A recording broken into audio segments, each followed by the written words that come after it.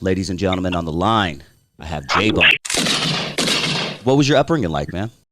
Coming up for me as a youngster, like on the east side at that time, the east side at that time, it was more ghetto. The east side was always more considered the ghetto side of Long Beach at that time. It was a lot more black that I can remember back in the late 70s. I'll say it was from like 77, 78, 79 when I was like in elementary. It was a lot more black. It's still a lot, but it seemed like now it's a big more influx of Hispanics nowadays. I'm talking about today's time and whatnot, and I'm starting to see that a lot in LA too, especially East LA. But coming up, it was typical of a lot of urban societies and whatnot, gangs was, around at that time and whatnot, and, from what I was hearing from OGs as a youngster, I just turned 50 this year. So I was in elementary at that time, in the late 70s, but I was hearing about the Gated Boys. Some of them I know personally and whatnot. And then, I was hearing about the AC Deuces in the early 70s and whatnot, heroin was around at that time, cocaine, Sherm and stuff like that. My father used to use a lot of Sherm back in the late 70s and whatnot. And that was my first introduction to, knowing about it when I was like 8 years old, so I grew up basically like in the 80s when, the drugs was going around, when the part of cocaine transition into crack cocaine and stuff, the big proliferation of gangs, Bloods and Crips and things of that nature. And I became a member like in 88 and whatnot, but before I get to that, like my mother and father, they had broke up. I think that was like 82. And that's when we moved to North Long Beach. And that's when I moved from the east side to North Long Beach. And that's when I started getting affiliated with knowing, a lot of the North Side Crips, like Brick Boys, Four Corner Blocks, Old Hoods, Boulevards. And I ended up becoming a member of Four Corner Blocks, on Board Street, But we ended up getting taken from my mom's in 86. She was on crack. And, like I said, my father used to be an alcoholic, but he always kept a job. He was in the Navy, he got out. He used to work for the shipyard, too, back in the 70s and early 80s. When that was a real good job, at that time for people, And like I said, we got took from my mom's. I was moved to Fruitown, Piru Hood, and Compton. My sister was moved to Lime Hood, and my brothers, they was moved somewhere in Compton. I had two other sisters that was younger than me. They was moved to Carson. And, we have seen a lot, a lot of child abuse. We was getting whipped with, stitching cords and things of that nature and whatnot. I got scars on my forehead now where a lot of these youngsters don't remember. Back in the 70s, women used to wear like sandals, but they was like wooden, thick like sandals and whatnot. My mama cracked me in the head one day because I accidentally broke the closet, So, Damn. We went through that. It was a lot of poverty. My mom was on welfare. It was times we was homeless, in the early 80s when we were sleeping in MacArthur Park. And I'm sure you know about MacArthur Park. Of course, homie. We had to sleep out there. And that's when she had a white Duster. And this was like probably like 80, 81. We slept in that hotel and they still got it over there on PCH and Cherry right there by the... I know exactly what you're talking about. Yeah, there's a liquor store right across the street. There's a Rally's. Yeah, Rally's right there. And you got the gas station, you got the store, and then you got the laundromat connected to the...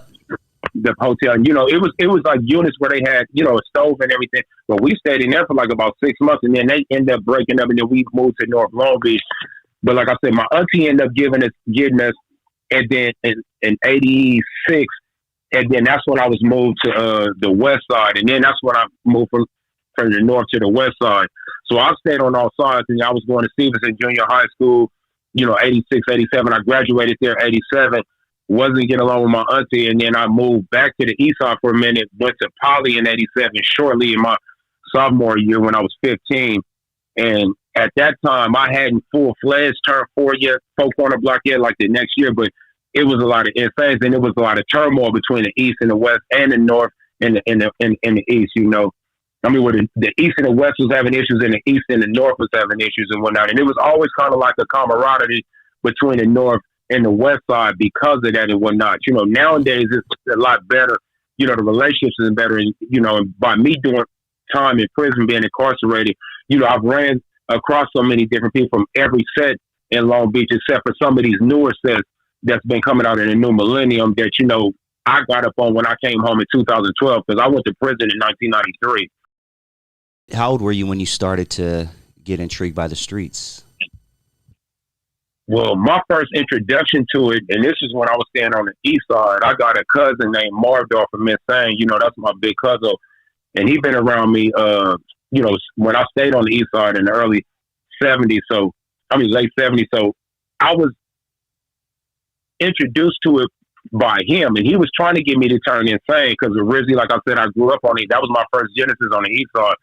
So really at a young, like 8, I said like 7, 8 years old, like 79, 80 and whatnot. But at that time, the lure wasn't strong enough to pull me in because I was still trying to be a kid. I'm only 8 years old. I still like riding big wheels and bikes and playing marbles and stuff like that. That's what we was doing back at that time, playing high go get it, things of that nature and stuff like that. So I was just still trying to be a kid.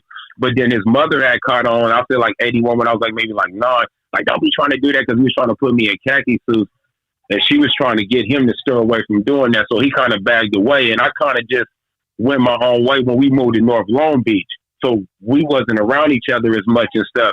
So then that's when I started getting introduced to what was going on in North Long Beach and stuff. Going to the movie theater that they used to have on Atlantic over there, a little bit past South Street over there. It was just to be a church, then a movie theater. I remember I seen breaking off in there. And there used to be a lot of gangs from Compton, boulevards and everything all up in there and whatnot. So you go there and it might be a rumble or anything. And this was like around like 84, 85.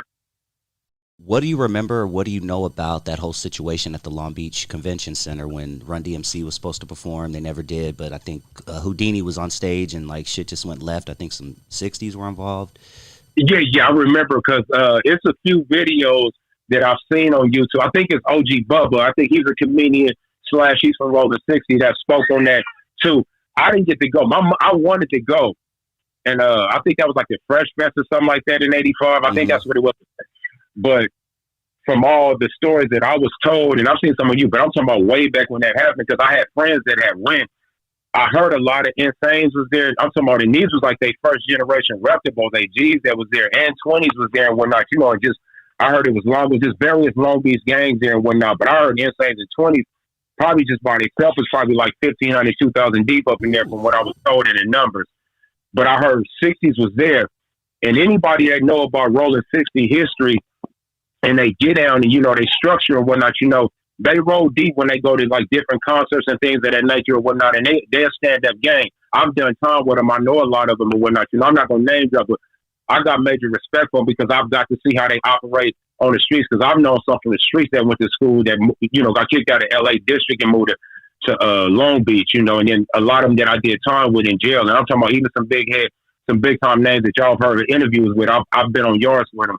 But I heard that they were there and whatnot. And from the stories I heard, they kind of got mad when LL had on the red and whatnot, and I heard it kind of inflamed and people start yelling sets and stuff like that. Then I heard people just start firing on people. And most people was there really they're just trying to rob people and stuff from what I was told. And it just started to rumble. I heard most people that had jewels, gold, they were just getting their stuff taken. But I heard it was a rumble between the 60s and the Long Beach Crips, though. Okay. Yeah, and apparently we never had a big hip-hop concert in Long Beach since, from what I know. That's when they banned them. And just for clarification, I started working at Long Beach Convention Center in 89 and 90. I worked there for like 6 months. And this was when I was in high school because I graduated in 90 from David Starr Jordan High School in North Long Beach. But I remember when I started working there, when we went through orientation, they told us that rap concerts was banned. So they was telling us that we would never work a rap concert. But we had reps. I had worked some Metallica. They were still doing heavy metal, but hip hop. They said they would never do another one in the Long Beach Arena again, and that's why they banned it because of that big melee. Yeah, damn. Yeah, I got to talk to a couple more cats who were around that time from Long Beach because I definitely want to get to know more about that story. But let's continue with yours. Talk to me about the day you decided to join Four Corner. Well, interesting story because it goes back to my roots when I said I stayed on the east side, which was my genesis, and I knew a lot of Insanes and 20s in my age group, growing up and stuff like that, where I ended up going folk, they end up going insane at 20 and whatnot. And some of us, we still stayed friends when we eventually ran into each other down the line. What did it for me? Eventually, Dusty, I was just really trying. I felt like the dope game, once I had sat there on the porch and I watched everything that was going on in front of me, and then what was taught to me by certain people, family members, and peers, and other G's that I had met out in the streets and stuff like that. And the cool thing about it, a lot of people don't know. A lot of my influence had came from the East Side because I got to watch their G's as a young kid, and then later on when I turned my hood, then I got to watch my G's from like 87, 89, 88, and stuff like that. and I started learning, you know, how they get down and things. And I had already kind of knew how the East Side because I've been watching them as a kid. But when I first got in, I was trying to sell dope first. And I went back to the East Side because I knew all the drug spots over there. I knew all the different spots over there. So I had went on, at that time, 17th and Alameda. Right now, I heard that's a rolling 20 stronghold. Back then, before the beefing between them, you would catch Insanes or 20s over there. And in the late 70s, it was like that. But they had a club over there, too, and whatnot, you know. And one of my exes, her ex-husband, rest in peace and whatnot, that was his father's and whatnot, Freddie Lee. That was his spot over there and whatnot. But it was a lot of people that would just, you know, hang there and sell because there was a lot of traffic of people that did crack over there. So I hung over there. My mother was over there with me, and I'm selling over there. And a couple of Insanes pushed up on me and was saying, you know, that was a territory that I couldn't be over there because at that time I hadn't got put on. And this was like maybe like late 87, like early 88 or something like that. So we ended up leaving from over there. I bring that issue to one of my best friends and still one of my best friends. And welcome home, Ruthless. He just got off the feds like a year ago from doing 2 years. And he's doing good right now. He's doing welding. He learned to trade off the mirror. But I came to him, and he had already got put on 4 Corner Block. And this is like during the time. Now we doing the time of like 88. And I tell him the situation that I had ran across. And he was like, bro, you can come over here. Like, it's homies. So he gave me the rundown. And some of them I had already knew. So I come over there, and then I get pulled in and whatnot, you know. And that made it where I had a territory where I could hang, where I could do what I wanted to do. And then I had muscle because I had them. The only thing that I was naive to know at that time was my thinking was, okay, I got somewhere I can sell my drugs because I really was trying to make money to take care of my family. That was the main thing with it for me. But when I became a gang member, and this is what I want youngsters to hear me right now, hear what I'm going to say. Before I was a gang member, I didn't have all these enemies that my particular hood, 4 Corner Block Crip had at that time. Before I became a gang member, I didn't have all those enemies. And there's certain people that they was beefing with. I didn't even know none of these because I didn't know none of these members, never met them.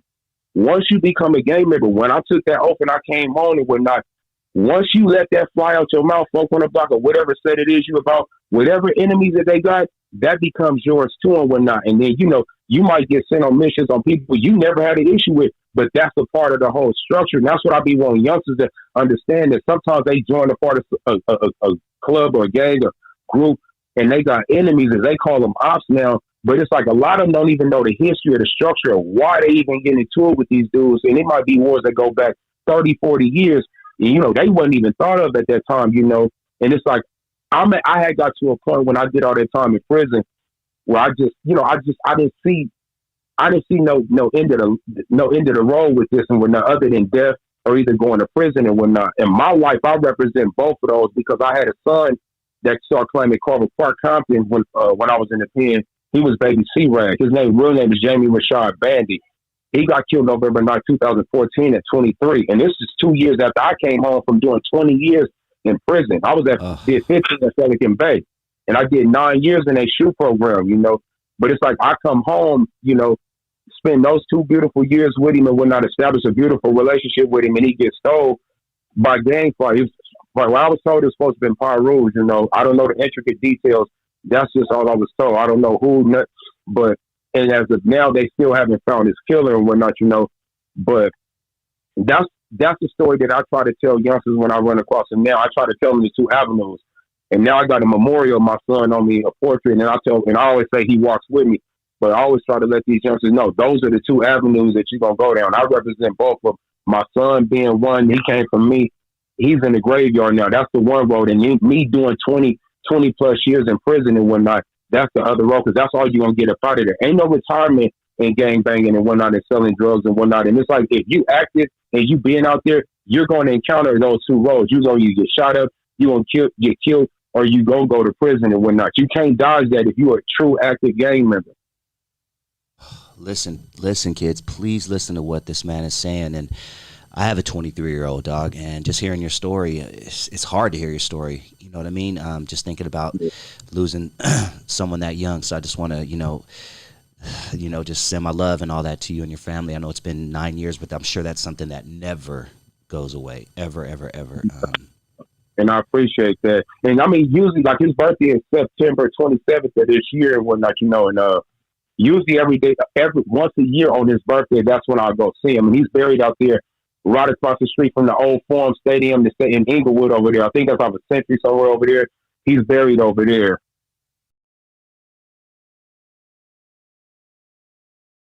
Before we talk about your time in the system, which I think is very important to detour some kids, because you already talked about the death part and we got to get into the prison part. But before we do that, I want to talk about growing up in Long Beach and how we, you knock on 4 different doors. You get, back then especially, you got 4 different nationalities. We grew up around Asians, a lot of Cambodian homies, Samoans, Mexican gangs. Can you talk to me about back in the day how, as an active member, you were coexisting with all these other races and ethnicities in Long Beach and their sets? Growing up for me, and the thing about the Hispanic and the brown, the issues that they have now, and from my knowledge, that just started to like around like 94. And I know that they had made it that movie, I think Writer Stories, I forget the actual name, but I remember they had made that, and it was based off of Wilson High School. Oh, yeah. Prior to that, I say when I was like in middle school, elementary, I'll say from like 83, 84, 85, 86, all the way before 94. The only people that had issues in Long Beach at that time, as far as on the racial, was West Coasters on the west side. When I got to Stevens in 86, them and West Side, they were getting into it. And Longos was getting into it with SOSs. And the Longos was getting into it with the different Asian cliques, the TRG being the main one, and Asian boys and whatnot. But outside of that, a lot of the Asians and the Samoans, they function well with the blacks and whatnot. Back during that time, even the Hispanics, we function well. Here and there might be a fight or something like that, but for the most part, the violence that y'all hear today and the killings that's been going back and forth throughout the 90s and early, it wasn't like that back during that time. That had started to like about the mid 90s and stuff. I had a female from the east side that when I stayed on the west side, just like 86, she stayed right. And if Long Beach, Harbor is like the heart of West Side Longo if you come off of PCA. Yep.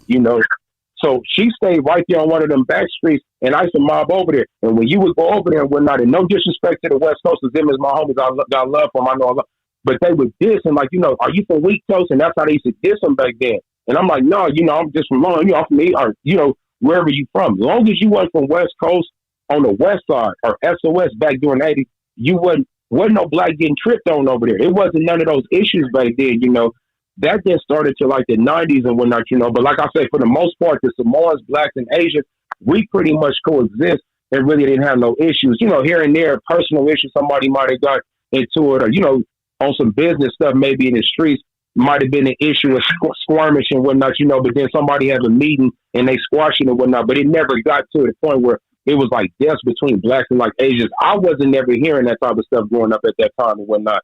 And then, you go to Bixby Knolls, you got Jews in that area too and whatnot, and they got a lot of karaoke and, smoke shops and stuff over there and stuff, So Long Beach is real diverse. Like you said, we got people from Guam, Cambodian, the Philippines, the Mexican, blacks, you got Jews out there and whatnot, Samoans and stuff like that, and then you had different sets on the west side. That was a lot of different Islander sets. I remember when I went to Stevenson, I had got up on a set that was called West Side Islanders, and they was on 33rd Street. And it was like people from Guam and, Hawaii, just like a lot of different Hawaiian and islands of people that was a part of those gangs and whatnot. And I think they had a set that was called Dog Patch over on the west side. They was kind of mixed up. It was like Hispanic. You might find like some Hawaiians, some Guams. It was white, it was black. It was just kind of like a mixed up like gang. But this was like back in the mid 80s. Yeah. See West Side Islanders right here. West Side 33rd Street. Oh, it's Guamanian. Yeah, Filipino. Okay. I remember them. I remember when I got to the West Side in 86, I remember running across some of them and whatnot. And there was one I cannot remember his name for the life of me. But it was one when I was on the north, when I was going to Jordan, like 89. He stayed over there on Plymouth. When I stayed on Plymouth across the street from Jane Addams Elementary. And that was the elementary I went to in 5th and 6th grade. In 82, 83. But I remember me and him used to hang out and whatnot. We used to drink our little beers and whatnot. But he was a good dude. He was a solid cat too. And I think he was from Guam, but he was real solid. I had major love for him. I can't think of his name right now. It's been years though. Okay.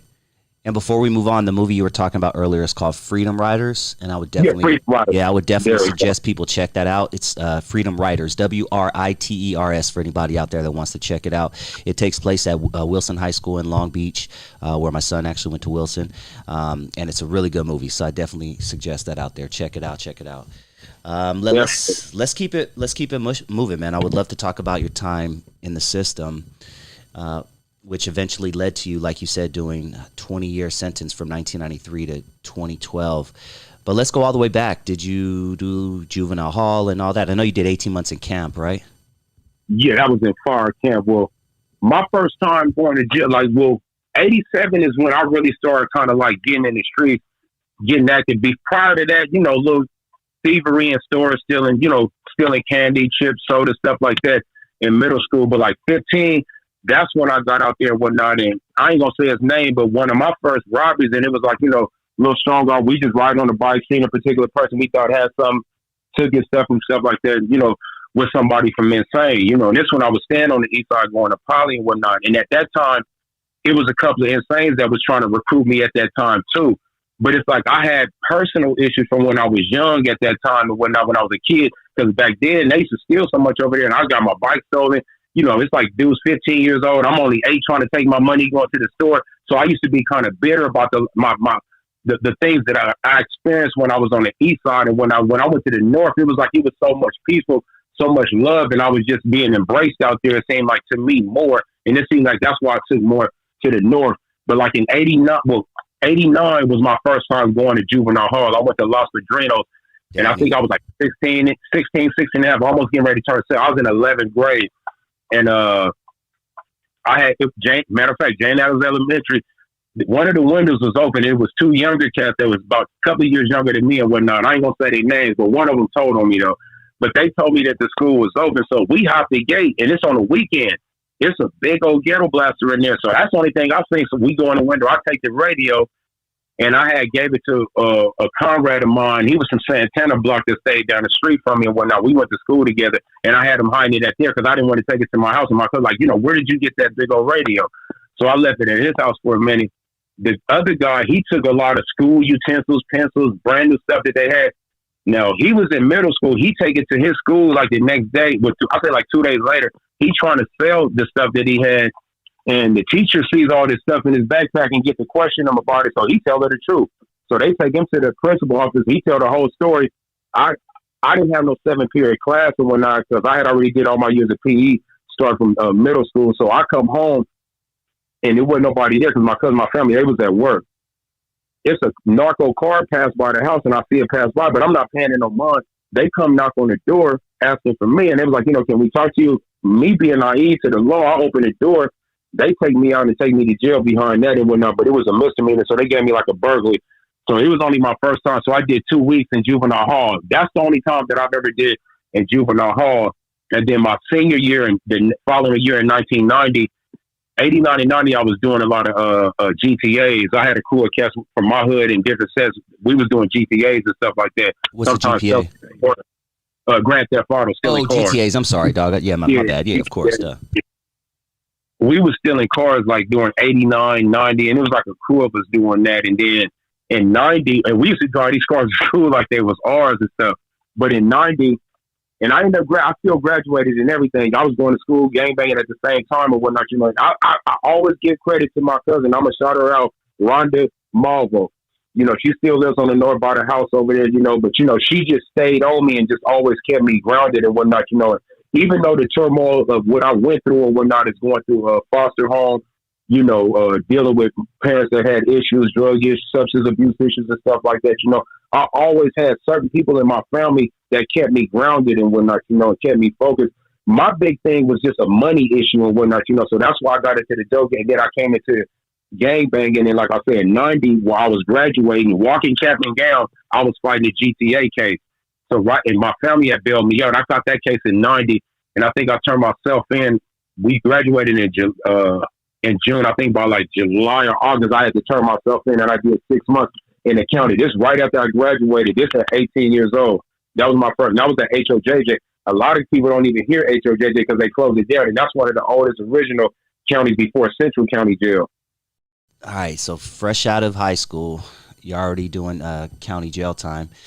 Yeah. Yeah. So what happens when you get released? Talk to me about what's going on in your life after you. When I get released at this time now, I'm like 2 years into being a gang member. I'm like 18 now. I've been doing this now for like 16. So now I'm 2 years into being a Crip. So within this little 2 year time, I done kind of made a little noise. At Jordan, I was known. Most people let me know me at Jordan and whatnot. They either know me or they didn't heard of me. And even in '93, and we're gonna get to that when I caught my case and whatnot, it made the newspaper. And I mean, for a minute, and not trying to toot my horn, it was like I was like the talk of Long Beach for a big section at '93 because of the case that I had, because it was all throughout. And at that time, I was kind of known in the streets and whatnot. But just from going back and forth with cats on the gangbang tip and keeping it in the streets and whatnot. But what happened was when I got out in '90 and whatnot, me and my baby mother had got a spot. We took over her mother's spot over there right down the street from where I was standing on Plymouth. And a lot of her family was over there. They all from the Carter Park, Compton area and whatnot, And we was all in that apartment complex over there. And when I got out, I tried to chill for a couple of weeks and whatnot. And then I ended up getting into the game, back in the dope game. I got me a dope sack of cocaine. I had a plug where I was getting cocaine, and then I had start selling weed and stuff. And I don't know if you're familiar with 49th and Long Beach Boulevard. At that time, we used to be over there too. Because I had a friend that had a baby mother that stayed over there. So we had like a little spot where we were selling over there too, as they call them now, trap houses and whatnot. But we had a spot over there. So I used to be over there. I would be in my hood on Board Street. And then I would be on Plymouth, I would sell weed. So I was just moving around like that. And then I was going to Moreno Valley and stuff like that, moving stuff out there. Not super, super heavy, 2, 3, 4 ounces out there, cut up and, just go out there and sell them until you get done and then come back and re-up and whatnot. You want to go back out there, just boom, and go back out there and whatnot. And at that time, everybody was just chasing money. So you were just going to wherever a bag was at or wherever your gang was setting up shop for y'all to do whatever it was y'all wanted to do and whatnot, So that's what I was doing during that time for a short, brief period of like 6 months and whatnot. And then I ended up that was March of '91. I ended up catching a shooting at the Eddie's Liquor right there on Butler and Artesia in Oakwood. And this allies and whatnot. And we was on this at this time we was pushing Fozos and Boulevards because we was beefing with the Compton neighborhood Crips. And we was beefing just the Compton in-hood, the neighborhood Compton, because we was beefing with them. And all of us was beefing with them, and all of us was beefing with the Insanes in the 20s at that time. Everything had pretty much settled down now. Us and Insane, we good. We got a good relationship. Us in the 20s has been shaky a little bit here and there from, what I was saying since I came home. Nothing major. And that was just based on a murder. And I'm going to go into that, prior to me coming home, that kind of stirred up some tension and whatnot, but it ain't been nothing really going on and whatnot. But, most of that has subsided, especially with a lot of us older ones. But at that time, it was a lot of tension with us at that time and whatnot, So we was like all allies and whatnot. But then it was one of them tests from over their side that we caught over there. And it was a shooting ensued and whatnot. And we was at a party. Somebody pointed me out. I ended up going to jail and whatnot. I was fighting it, but then nobody come to court. So they dropped the charges. But I was on probation from like the prior case, the GTA case that I said I had. I was on probation for that. So they violated me because it was a 3-year joint suspension. So they sent me to the pen for 3 years. And my controlling case was the GTA because I had beat the case. But they just violated. So that's how I went to fire camp and whatnot. And I ended up going through the fire camp program. They sent me to Jamestown. The other one they got is in Susanville. But I went to the one in Jamestown. It's not that far, maybe 50 miles, I think, from Modesto or something like that. And, I did the program up there. So this was my first introduction, to prison life and whatnot, And it wasn't like a hardcore yard because it was level 1 and stuff like that, But it was still, fights and stuff. It wasn't no major stabbings. I think out of the whole time I was there, I did 18 months, like 2 stabbings. But when you get to Jamestown, you go through the orientation process and they'll send you to a dorm. And then you got to wait your turn to go to PTF training, which is your physical training and school training to teach you how to fight fires and stuff during the school training. And then your physical training is running, pull-ups, push-ups, different type of exercises to get you in shape and stuff. And you got to pass all these things to make it to fire camp. And soon as you trying to do your training to make it to fire camp, they'll put you on a waiting list for a job, and you'll just have a job until you do your training. Once you pass training, probably within a month and a half, they'll ship you out to a fire camp which is a lower level yard. Most of them don't have no gates around them or nothing like that. And it's usually like maybe like 85 to like 100 people on the yard instead of like 2,000 people on the yard, you know. So you get, you know, a little bit better privileges. One of them I was at, you can get a package every single day if your people can send it. Most prisons, you can only get one every 3 months. It's quarterly. So you can only get like 4 a year, you know, so you have better privileges over there.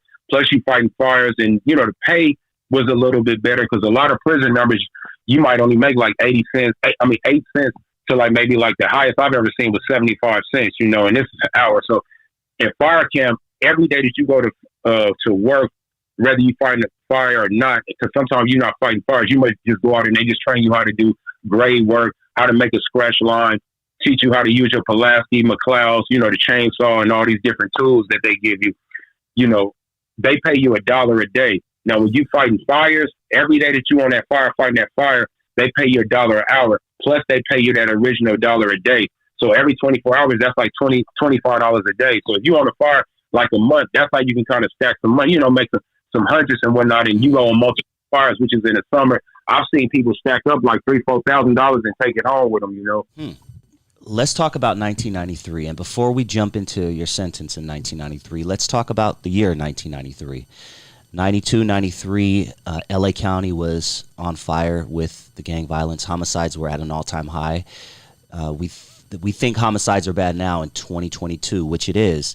But in 92, LA County, which Long Beach is included in that, was having upwards of 2,000 homicides a year, which is crazy number. In comparison, last year in LA County, we had less than 500. So I'm just giving you guys a comparison of what 93 was like. And this is all everybody out there, you could look this up. I'm not making these numbers up. You can easily Google this stuff.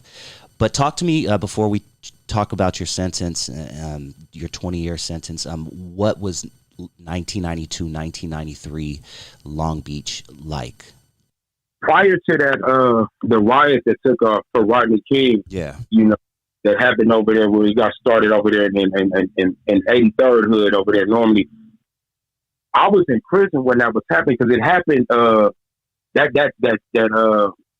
verdict, and when they kicked off that riot, that happened on my birthday. My birthday is April 29th. It happened on April 29th, 92. At the time, I was still incarcerated.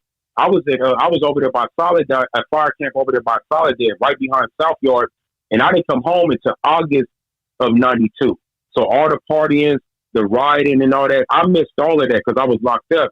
And it's funny because at the time, when I was in the pen at that time, now I'm at first, we were still getting into it with the Bloods at that time. Like two weeks before I had came home, me and a guy from San Diego Brims had got into it that had words. We had a squabble like 2 weeks before I came home, before I even paroled.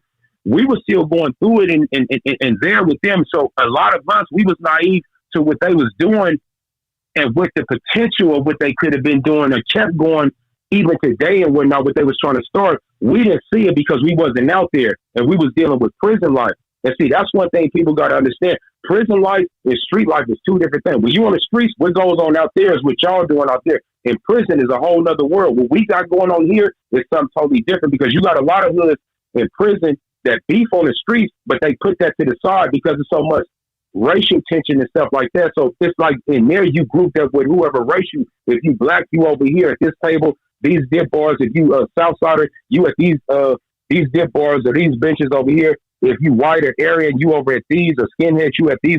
So everything was like segregated. So you was kind of coerced to be with your own people. So you kind of had to put that to the side. On the street, they still killing each other and whatnot. And you in prison, you kind of got to be numb to that and not even let that affect you here because this is what's going on off in here, you know.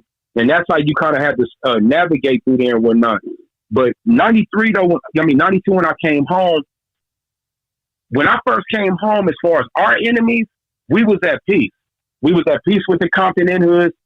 We didn't have no issues. When we beefed with Spook Towns at one time or whatnot, we was at peace with them. Insanes and 20s, we was at peace with them. And then when I came home, I was hit. They had got back into it because in Northside Crips, they had a function. I think that was at Houghton Park prior to me coming home because a lot of different hoods would just throw a party and they would just invite different bloods, you know, Paru sets or different sets from different cities where they could come over there and function with them. And it was supposed to be about this peace and unity from what my homies was telling me when I came home. because they had to break down what was going on when I came home, because I'm just watching stuff from TV, and we in prison, like, they kicking it with the blood, like, what they doing, like, what they, because we were still in there fighting and whatnot. But that's, as I start to experience prison life over the years, I start to know you got to separate the two, because what they do on the streets is something totally different than what's going on in prison and whatnot. And you got to function, in those rules and guidelines, depending on where you at. If you're on the streets, if you still active, you got to function the way they function. If you in prison, it's rules and guidelines in here. You got to function the way we function off in here. When I came home, like I said, it was kind of quiet for the most part and whatnot, But then I noticed as the late 92 on to early 93, and this getting to my case, it seemed like everything just kind of like went back to somewhat the way it was in certain sections. I ain't gonna say everywhere, because Watts, they were still trying to keep that piece together, and that's one of the cities that still here. They still got the turmoil. Sometimes they be off and on, but they still be having that olive branch of trying to keep some type of peace. And they just supposed to have just had a reunion, I think not too long ago, I think like a month or two ago out there and whatnot, celebrating that. I've seen some bloggers that was posting some, I think within the last month or two, but a lot of sectors had kind of like went back to what they, originally was doing, which was, beefing with whatever enemy set that they had. So I started seeing a little bit more of that towards the late 92. And this was like maybe like 4 months after I had been home. But while I'm home, really all I'm doing is kind of like back to like selling dough, trying to have some money. And at this time, now I got a 1-year-old son. Not let me forget that. And he was like 2 months. My baby mother was 2 months pregnant prior to me catching that sentence in 91. So while I'm in there, I'm dealing with a prison time. I'm trying to represent my neighborhood, trying to represent my name, make myself stand up and look good, making myself look bad. And then at the same time, thinking about my son and my son, baby mama, me being about to be a father and stuff. So he was born while I was in there on my first term. When I was in there 91 through 92, I did 18 months. And then early 93, us in the old hood, we have always been like allies, always been cool with each other. Most of us all grew up, a lot of them is, from the sandbox and stuff like that, But we end up having a falling out over a fist fight and stuff, that happened in our hood on Board Street. And then it's supposed to have got squashed. And I came over there like maybe an hour, and it was one of my road dogs that was a part of the little fight. But when I got over there like an hour later, it was a few of my G's and, cats from my generation. At this time, I'm like 20 years old. So it's cats in that house that's older than me. So they having a discussion. Some of their side was over there. We having a discussion about what just transpired. They telling me that it was, was squashed. And the cats from their side, from Oakwood, I knew them too, been knowing them for years, So we all know each other, was all knowing where each other stayed at. On their side, we knew where they stayed at. A lot of us knew their parents. A lot of us known by government names and vice versa, and that's how tight we was. And same thing with the Boulevards. We always been tight with them. It's always been like that, going back to my G homies, going way back to what our original set was Square Hood Crip that came out in 77. In 84, my homie Big Stone, he rest in peace. He changed the hood name to 4 Corner Blocc. He just didn't like that name Square, because some people be like, oh, y'all some Square. So he didn't like that name. So he tried to keep it intact, because a lot of Square Hood homies was locked up at that time. They started going to jail in the late 70s. So in 84, he's like, okay, it's like 4 corners on the square. And, he just threw the block on there and whatnot. And our hood is kind of like square anyway.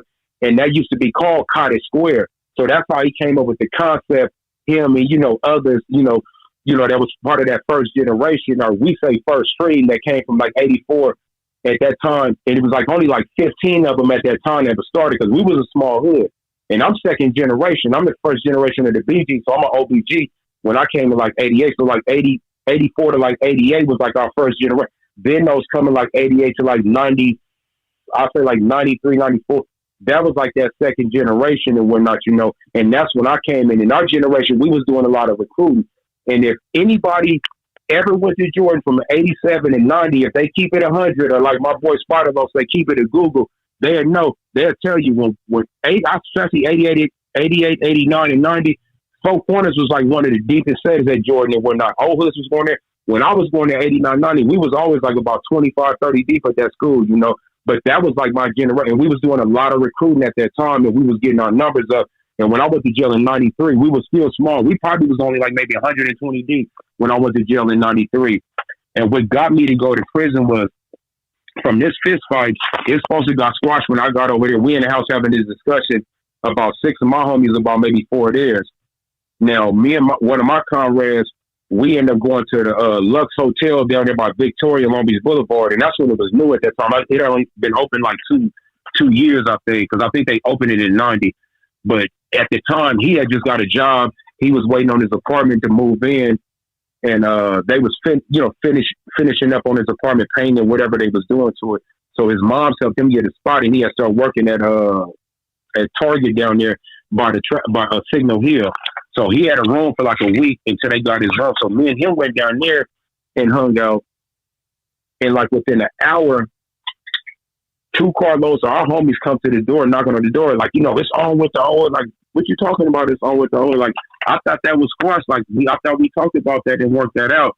And they was like, nah. They was like, one of their homies had left some dope off in the spot where we was at and whatnot. He left, came back to get it. But when he came back, one of their other homies, I ain't gonna say names, but send one of their people, they shot our spot up and whatnot, and 2 of my G's was up in there, so they was upset.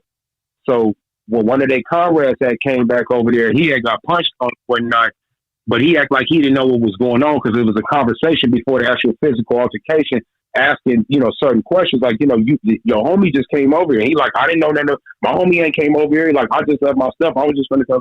Like, no, your people just came over and bust. He tried to deny it. Homie get off on him, and he ended up taking some slugs and whatnot.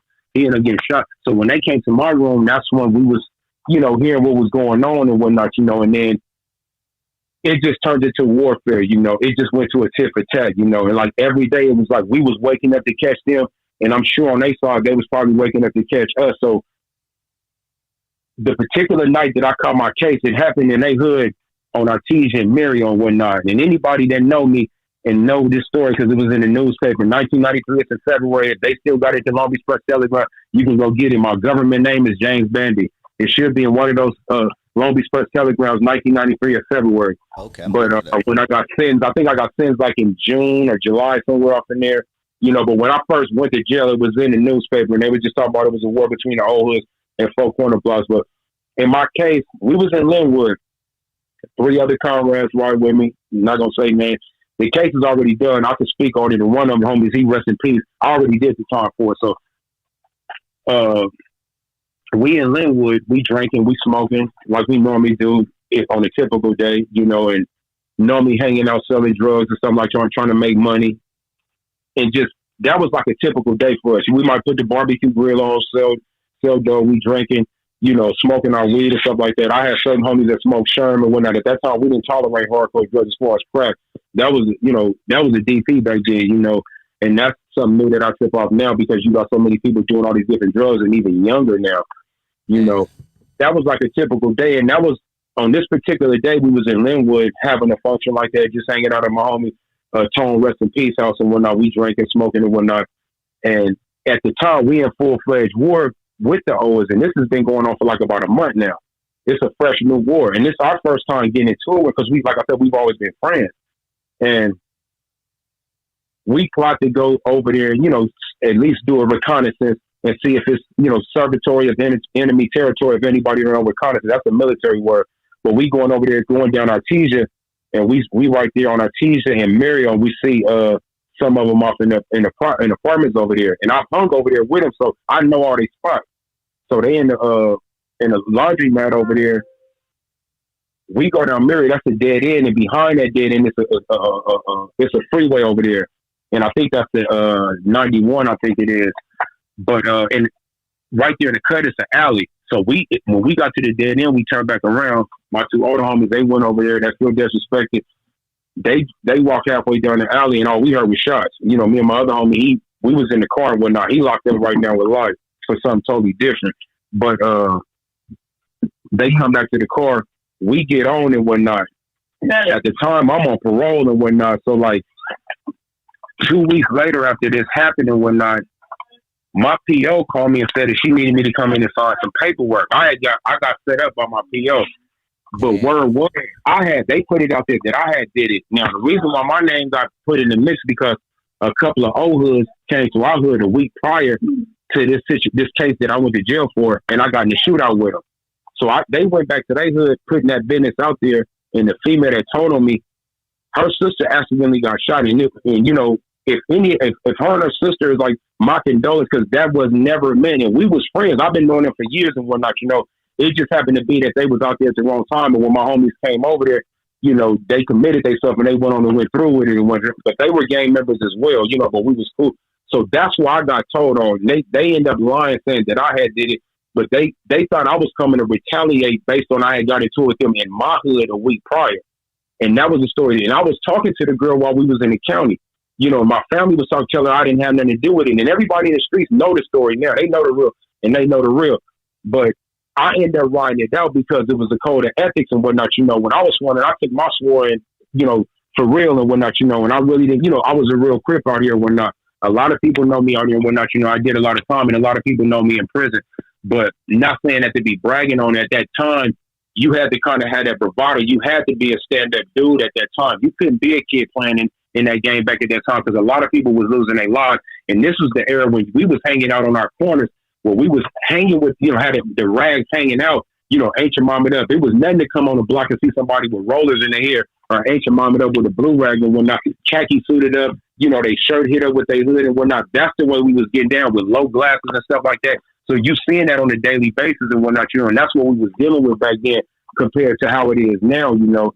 But anyway, you know, she ended up telling on me, long story short, and I ended up I got an actual 24-year sentence with 4 months. I took a deal. They was offering me 15 to life like the first 5 months that I was in, and I kept denying, no, I don't want it. I kept turning it down. Then right when I was getting ready to start trial, they came with that. And she was constantly coming to court saying that it was me, you know. So when they came with the deal, I thought about it for like 30 minutes. They put me in the tank, and I was, you know, this is the year that the 3 strikes was on the ballot, but they hadn't passed it yet. After I got sentenced, I think maybe towards the end of that year, they ended up passing the 3 strikes bill and whatnot. So I was under the old law where I still was eligible for time. So I'm 20 at the time. I turned 21 in the county in April, and I think I got sentenced. I think that was like June or July and whatnot. So I just went on and took the deal for 24 years and 4 months, and I rode the case for 2 of my homies and whatnot and just kept my mouth shut and whatnot. So I was only supposed to do like about 13 years. I would have got out when I was 33 years old. But while I was in there, I'm on a level 4. It's more hardcore. So I ended up catching 7 more years while I was in there. So I turned the 24 years into like 20 years. So I did 20 years out of that 24. I almost maxed it out because I caught 7 more years while I was in there. And I did shoe time at Corcoran and at Pelican Bay. I got to Pelican Bay December 1996 from Corcoran shoe straight to their shoe. And I didn't get out until November 1998. And I only stayed on the line maybe 3 to 4 weeks. And I had got into it with another older brother named Snake, had been doing time since the 70s. He did some stuff that almost got us into it with the Compton court on some lies that he did. So I ended up having to DP when I had just moved in with him that night. The next morning I had to beat him up and I had to go back to the shoot for 6 months for assault on him.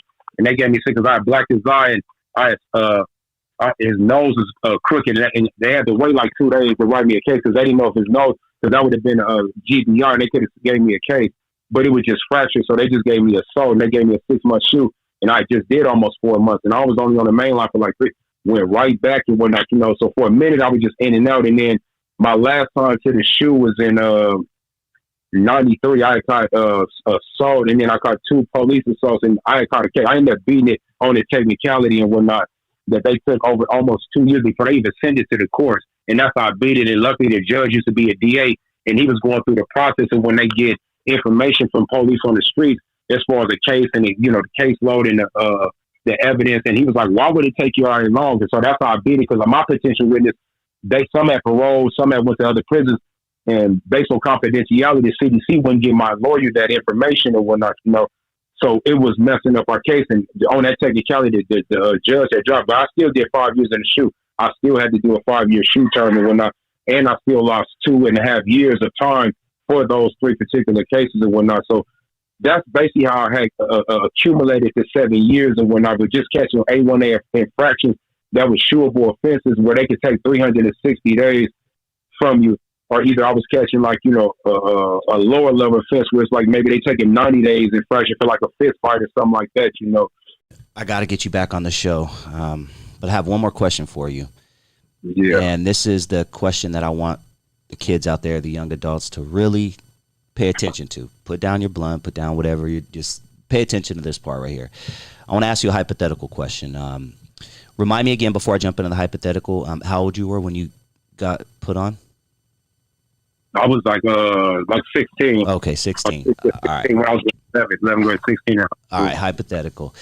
You know, when it's all said and done, you've done 20 plus years behind bars. You've lost numerous amounts of friends, family, I'm assuming. Yeah. If you could talk to a 16-year-old J-Bone today, what would you tell him? A 16-year-old J-Bone today, man, if I'm going back into how I was back then and whatnot, you know, I would definitely say that this lifestyle, and this is truly coming from my heart, it ain't worth it. And you talking to somebody, I've been a Crip since 1988. I've been a Crip for 34 years. I still am a Crip, but I'm a non-active. Anything that I do, I try to be positive about it and whatnot. And the discussion and the question that you just asked me, this is the type of things that I feel we need to be discussing out there and, you know, put more information out there. Let people like myself, people's even above my cripping level and whatnot, you know, that got, you know, influence and whatnot, come out and talk to these kids. But basically to a J-Bone, I would say that lifestyle ain't worth it. Why I say it ain't worth it? Because I've lived it, and by you listening to my story, I'm giving you the evidence. This is the thing that I always tell youngsters. Always pay attention to the evidence. When you go to court, if you catch a case, they go on by evidence. If it's a gun there, that's some physical evidence that they can see that can put you, you know, attach you to that case if your fingerprints in that. And you know that's going to be a bad situation. My thing about paying attention to the evidence is you got G homies that's in front of you. You've heard all the stories that your older homies had told you, that homies that died 20, 30 years ago, and you just start banging like 2 years ago. Then these is reputables that they talked about was full-fledged cripping or full-fledged Bloods, Pyrus with the business and whatnot. You know, they not here no more. But you trying to follow in their footsteps. But that's the footprint of evidence that I'm trying to show you is if they was done and they was like some of the most hardcore, and I know everybody in the world know who Tookie is and Raymond Washington and them big old muscles they had, them big old muscles didn't stop them from dying either. So if they pass, what makes you think if you going down that same road and whatnot, what makes you think you going to get out of not going to jail or not getting killed and whatnot? So that's the reason why my best advice would be to let that lifestyle go. Now, I know a lot of y'all come up young and, you know, you always be talking about, you know, this all I know. I don't know nothing else and whatnot. It's more than just your hood and whatnot. That's why I recommend you mothers, get your kids out the hood sometime. Don't just let them just fluctuate throughout the hood and that's all they know. Yeah. Take them on traveling trips. Go to fishing trips. Go camping and whatnot. Put them in football programs. Put them in basketball. Put them in baseball. Take them to Miami, Florida, and let them just jump all through the water. You know, do things. Let them see other places. Let them see where middle class is, where they got a potential to get to that and whatnot. You know, that's what we supposed to be on in these time and days, coming together in unity and trying to grow as individuals and as a collective and whatnot to make a better community and a better universe and whatnot. But each community got to start with their own community. You got to have leaders in every one of these communities and whatnot, you know, and y'all got to be examples. We have to be examples to show these kids another way and whatnot, you know. So to the J-Bone, I also tell the J-Bone, it's our fault too, because we gave y'all some bad examples. It's like I was giving bad examples. So if you got somebody telling you that, take heed to what they saying and whatnot. But if you trying to be a full-fledged active game member today in 2022, it ain't worth it and whatnot. Why? It's so many different ways on the internet, social media, to, you know, create a hustle and whatnot, be your own businessman and whatnot, you know, try to leave a legacy for your kids. Because a lot of y'all is having kids at a younger age in high school and whatnot, you know, be there for your kids and whatnot. That's the most important thing is family and whatnot, you know, God first, but family and taking care of your responsibilities and whatnot, you know. I'm not saying that you can't have homies and stuff like that, but if you got homies and all y'all doing is waking up trying to go kill and rob and destroy stuff, that's Satan, you know, because the Bible says that the devil only comes to kill, steal, and destroy, and that's just a mindset. Don't let yourself get in that mindset and whatnot, because you might wake up and be someplace where you're going to regret that you would never want to be once you be behind them bars. And I mean, it is not fun behind them bars, trust and believe. You better have some good fists on you because you're going to do some fighting.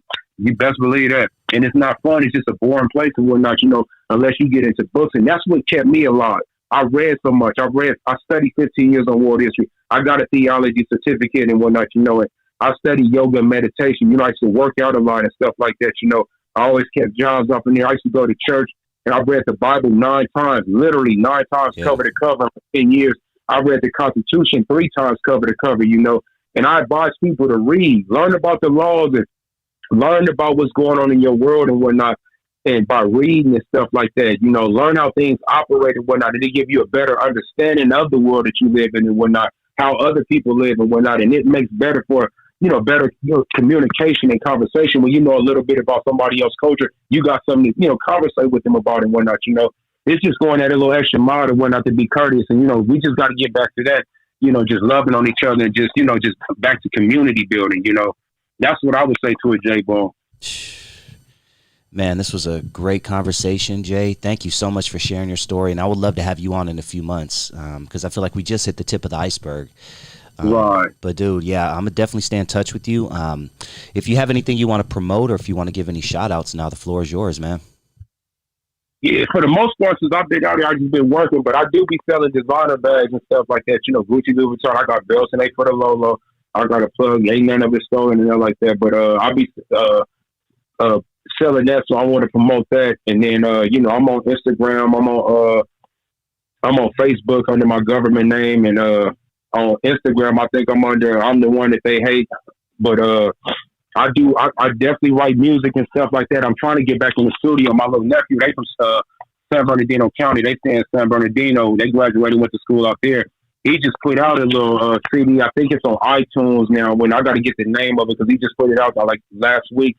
So I'm trying to link up with them and whatnot because I like writing music. I've been writing music since I was in high school, and I got a lot of music, you know, wrote up. There's some stuff I got on SoundCloud under Cali Boy North, and then I want to try to get a clothing line because I've been having my own slogan. Like Nipsey was saying, all money in. I had created a slogan, and I started saying it in some of my music called COM. It's called Concentration on Money. But I want to start with like T-shirts and headlines and stuff like that, and possibly go to like sweatshirts and stuff. So that's like something I'm trying to get going. I'm hopefully going to get going in the future. That's dope, man. If there's any way I can help or put the word out there, I'm a text away. I'm a phone call away, man. But I'm going to definitely stay in touch with you because I enjoyed this conversation, dude. Okay, Dusty, for sure. And I appreciate you for having me on here. Thank you. Thank you, J-Bone. I'll be talking to you soon, all right? Okay, have a blessed one. You too, man. Peace.